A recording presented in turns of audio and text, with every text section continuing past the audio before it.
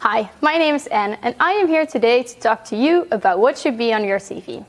Let's start with the headshot. It's getting more and more common to use a picture on your CV. It's not compulsory, but we see that it happens more and more often.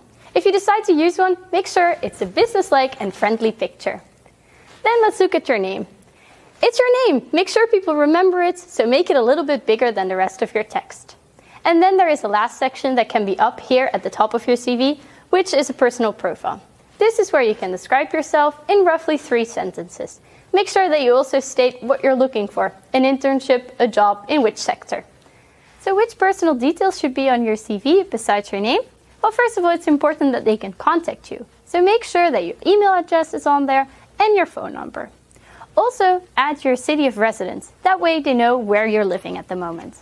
It's also helpful to write your date and place of birth on there so that they know where you're from and how old you are. You can also add a link to your LinkedIn profile. It's optional, but if you do add it, make sure that your profile is up to date.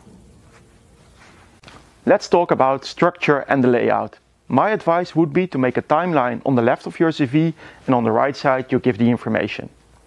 Very important is to give the information anti-chronological. What's most recent is most important. This goes for education, extracurricular activities, as work experience.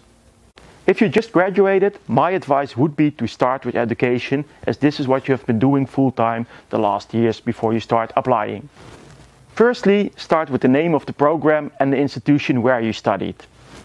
Then give a little bit more information about your studies. Name some of the courses, maybe if you did a minor, if you studied abroad, or the name of your thesis. You might know everything about your study program, but the outside world may not know, so it's up to you to give a little bit more details about this. And now let's jump to work experience. Work experience. You might have some work experience you want to add on your CV. Start with the job title, name of the organization and location. Then make sure to ask a little bit more about your responsibility and task by giving 2 or 3 bullet points. The same goes for internships, by the way. And now let's go to Anne for the next section. Have you been on a board, or were you part of a committee? Maybe you were active in a political party or a sports organization.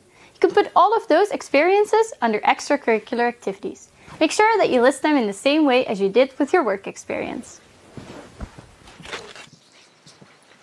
Besides your experiences, you also want to write your skills on your CV.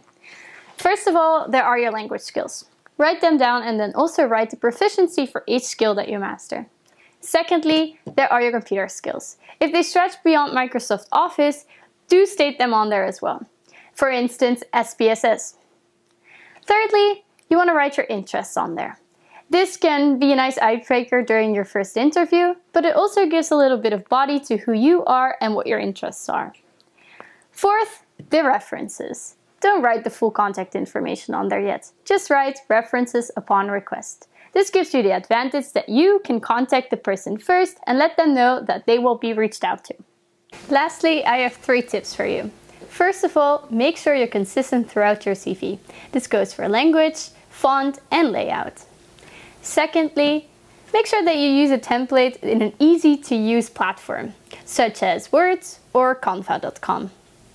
And then thirdly, it is also important that you adjust your CV to fit with the job description. So make sure that you mention the skills that are asked for. If your CV is ready to be sent out and you want to have a last feedback round, you can send it to the career service of your faculty.